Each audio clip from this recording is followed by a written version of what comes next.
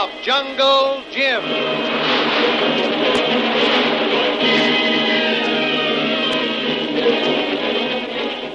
The adventures of Jungle Jim, broadcast weekly over this station, are dramatized from the full-color action pictures to be found in the Comic Weekly, the world's greatest comic supplement that comes to you each week with your Hearst Sunday newspaper.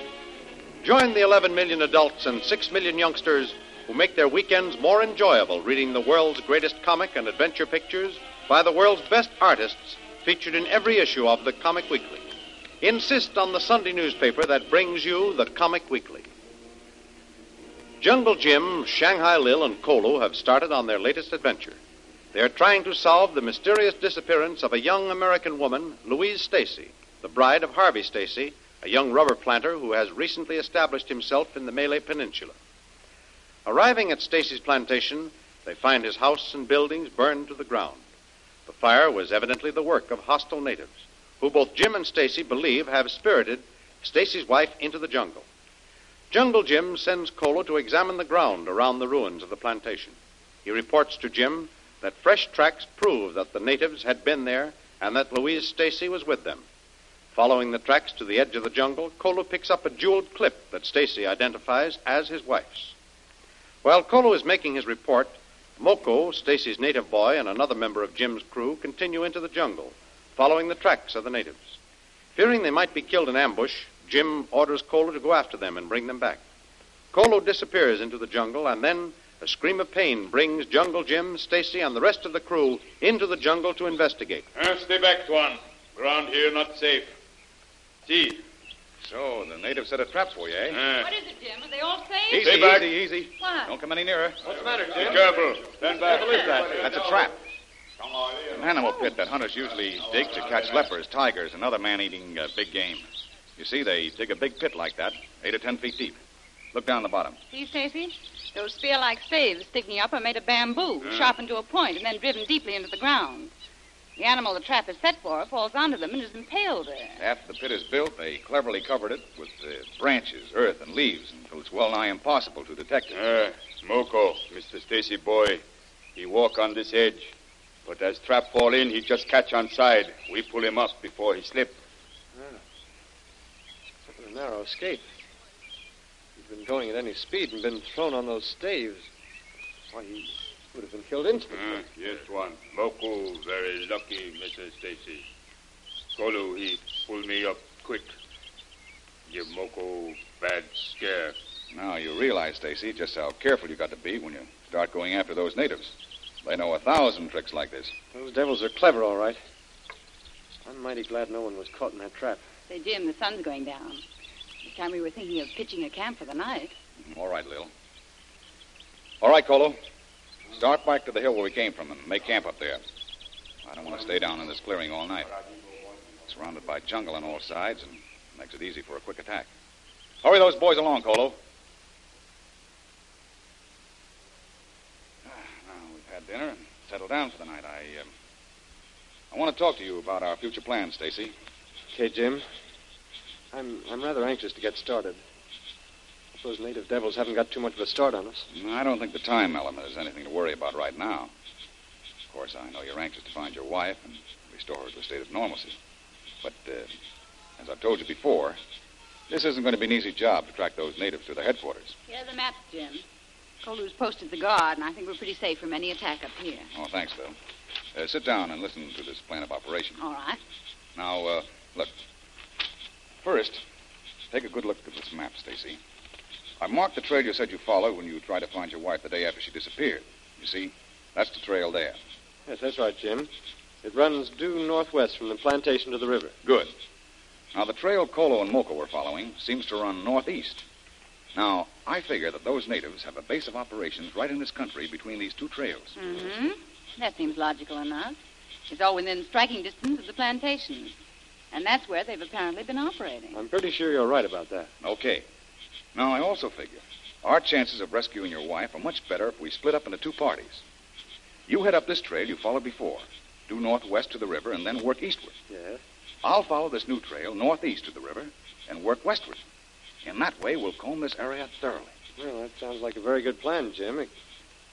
Except that I'm still pretty much of an amateur in these jungle expeditions. Don't worry about that, Stacy. I'm going to send Kolu with you. Let him take care of everything. He's an old hand at jungle expeditions. And if you'll just follow his advice, you can't go wrong. Oh, don't worry. I'll do that all right. As far as I'm concerned, he's in full and complete charge. But, oh, what about my man Moko? Do you want to keep him with you, Jim? Yes, I'll take him along with me. That is, if it's all right with you. Oh, sure. You're in charge. I don't need him if I have Kolu. Okay. Now you'd better turn in and get a good night's sleep. You'll be off tomorrow at the crack of dawn. Righto, Jim. Good night, Lil. Night. Send Kolu over on your way to the tent, will you? All right. I want to go over some details with him before I turn in. Well, if you can get along without me, I think I'll go to bed, too. I can use a lot of good sleep if we're going to hit the trail tomorrow. Okay, Lil. Good night. Good night, Jim.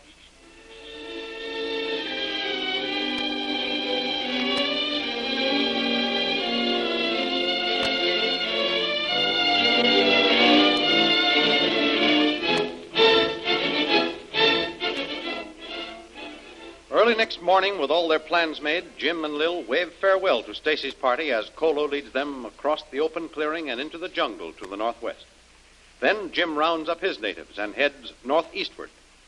Slowly making their way through the jungle, Jim's party pick up the trail of the native footprints, always watching carefully the small imprints made by Stacy's wife. At noon, they stop at a small clearing. Master Jim, look. Look.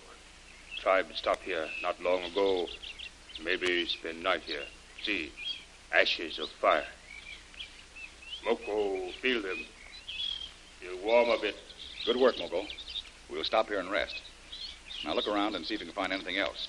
But don't go too far away. Yes, Master Jim. Moko, be very careful. Not want to fall in any more traps. Jim, he seems to be a pretty good boy when you get to know him. Lucky for Stacy, he had a boy like that around. Yes, he'll be all right. Once he learns a little more from us, he'll make a darn good head boy for someone. I can't help thinking about the footprints along the trail. Stacy's wife's tracks, particularly. Yes, she always seems to be walking alone. Mm-hmm.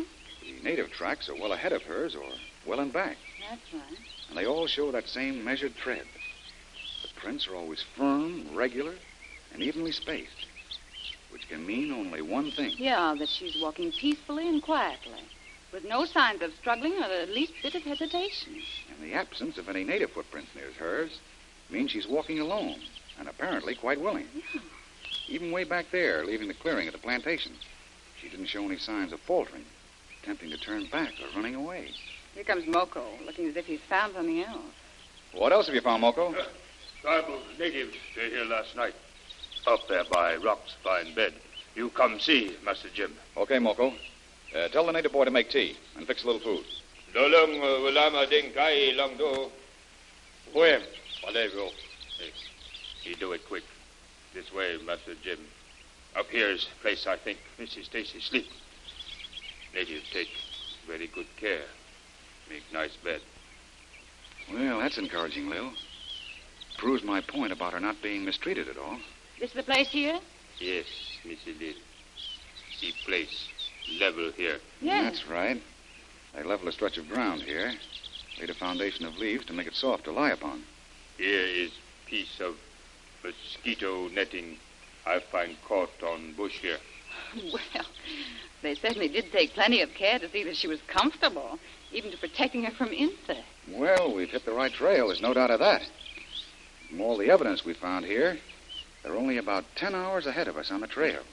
And they can't travel very fast. I suggest that we don't lose any more time than is necessary. We might be able to get very close to them by sundown. Moko, hurry along with that meal.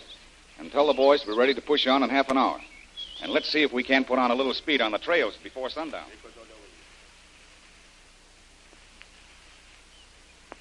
Here we are at river, Master Jim.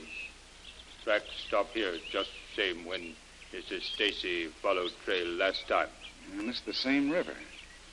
According to the maps, it runs west and northwest from here. Oh, this is an ideal place to make camp for the night, Jim. This is a good wide clearing. Yes, it's getting too late to travel any further. Besides, while the light is still good, I want to go over all this ground again and see if we can find any clues. Moko, tell the two boys to pitch the tents, start a fire. Then get the boy who's been tracking with you today and go over every inch of ground. Yes, Mr. But don't go beyond the clearing. I'll work this end of the bank. Send the boy up to the bend of the river, and you cover the ground back of us. Very good, Little Jim. Now, look, Lil. Uh-huh. You sit down and take a rest. I'll be back very soon. Keep your eyes on the crew, will you? Okay, Jim. I will. So there's no further trace of him, eh, Jim? No, Lil. I've covered every inch of ground trying to find some clue of a hidden canoe, but no luck. Why, there isn't even a footprint. You suppose they crossed the river and pushed on from there? Well, I hardly think so. Those rocky, barren hills and mountains just begin a mile or two on the other side of the river. I hardly think they'd go into that sort of country. Then they must have had a boat waiting and gone down the river. I hope if they have, they've gone west. That way there's a chance that Stacy's party might sight them. There's that boy you sent out. What? Well, he must have found something exciting. He's coming on the dead run. Why, look, Jim, at his face. Well, there's something wrong. He's trying to talk, but he can't. Look out, he's falling. Oh, Jim, what's happened? What's wrong with him? Lil, he's dead. Oh. Look, a poisoned arrow right through his back.